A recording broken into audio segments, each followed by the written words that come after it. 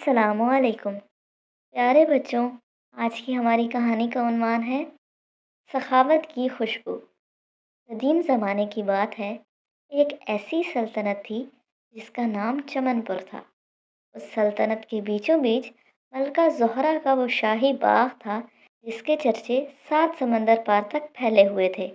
یہ کوئی عام باغ نہ تھا، یہاں کے درختوں پر لگے پھل سونے کی طرح چمکتے تھے اور ان کی خوشبو تھکے ہوئے مسافروں کی روح تازہ کر دیتی تھی۔ لیکن اس باغ کا ایک ایسا پراسرار راز تھا جو اسے دنیا کے تمام باغات سے الگ کرتا تھا۔ اس باغ میں قدرت کا ایک عجیب ضابطہ تھا، تم اپنے لیے کچھ نہیں توڑ سکتے۔ اگر کوئی شخص بھوک کی شدت سے بے حال ہو کر ایک سیب کی طرف ہاتھ بڑھاتا تو وہ ٹہنی کسی زندہ وجود کی طرح لچک کر اوپر چلی جاتی۔ اگر کوئی زبردستی کرتا تو خاردار جھاڑیاں اس کے گرد گھیرا ڈال لیتیں۔ وہاں کا ہر پھل صرف اسی صورت میں ٹوٹ سکتا تھا جب کوئی دوسرا شخص آپ کے لیے ہاتھ بڑھائے، یعنی آپ کی بھوک کا علاج دوسرے کے ہاتھ میں تھا اور دوسرے کی بھوک کا مداوا آپ کے پاس۔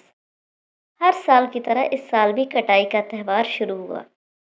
دور دراز کے علاقوں سے لوگ آئے، ان میں پڑوسی ریاستوں کے 3 مغرور اور خود غرض سردار بھی شامل تھے، سردار شیر دل، نواب سلطان اور دلاور خان۔ ان کے دلوں میں صرف یہ تمنا تھی کہ وہ ان قیمتی سنہری ناشپاتیوں کو سمیٹ کر اپنی تجوریاں بھر لیں۔ جیسے ہی باغ کے دروازے کھلے، یہ تینوں سردار اپنے سپاہیوں کے ساتھ دوڑ پڑے تاکہ سب سے زیادہ پھل جمع کر سکیں۔ سردار نے ایک وزنی سنہری ناشپاتی پر جھپٹا مارا، لیکن جیسے ہی اس کی انگلیاں پھل کو چھونے لگیں، وہ پورا درخت فوراً سے زمین سے 6 فٹ اوپر اٹھ گیا۔ نواب نے ایک شاخ پکڑنے کی کوشش کی، وہ شاخ سانپ کی طرح لہرائی اور اسے دور پھینک دیا۔ وہ جتنا غصہ کرتے، درخت اتنے ہی دور ہوتے جاتے۔ پورا باغ ایک جنگ کا منظر پیش کرنے لگا، جہاں انسان قدرت سے لڑ رہا تھا مگر خالی ہاتھ تھا۔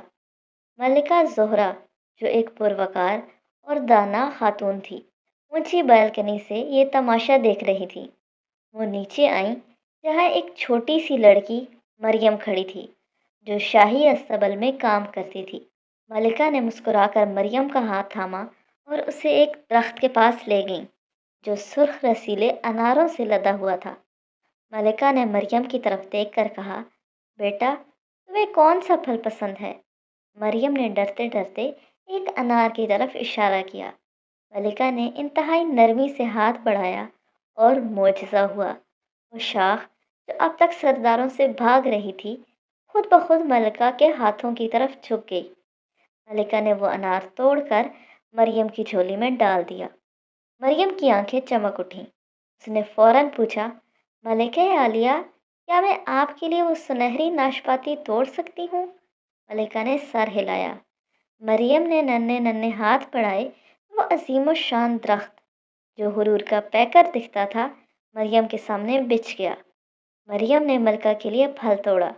یہ منظر دیکھ کر وہاں موجود گاؤں والے حیران رہ گئے۔ آہستہ آہستہ ایک زنجیر بننے لگی۔ ایک کسان نے اپنی بیوی کے لیے انگور توڑے، ایک بوڑھی عورت نے ایک سپاہی کے لیے مالٹا توڑا، سپاہی نے ایک یتیم بچے کے لیے کھجوریں اتاری۔ سردار شیر دل اور اس کے ساتھی یہ سب دیکھ کر شرمندہ کھڑے تھے۔ انہیں سمجھ آ گئی تھی کہ اس باغ میں کی کوئی جگہ نہیں تھی، یہاں صرف ہم جیت سکتے تھے۔ جلد ہی پورا باغ ایک جشن گاہ بن گیا۔ لوگ ایک دوسرے کو کھلانے میں مصروف تھے۔ جتنا زیادہ وہ دوسروں کے لیے توڑتے، درخت اتنے ہی زیادہ پھلوں سے بھر جاتے۔ ایسا لگتا تھا جیسے قدرت اپنی سخاوت کے دروازے کھول چکی ہے۔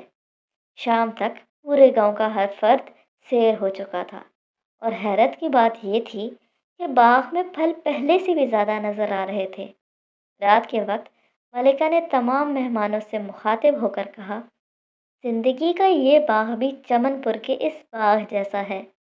جب ہم صرف اپنے لیے جیتے ہیں تو نعمتیں ہم سے دور بھاگتی ہیں، لیکن جب ہم اس فکر میں لگ جاتے ہیں کہ کوئی دوسرا بھوکا نہ رہے تو کائنات ہمیں کبھی بھوکا نہیں چھوڑتی۔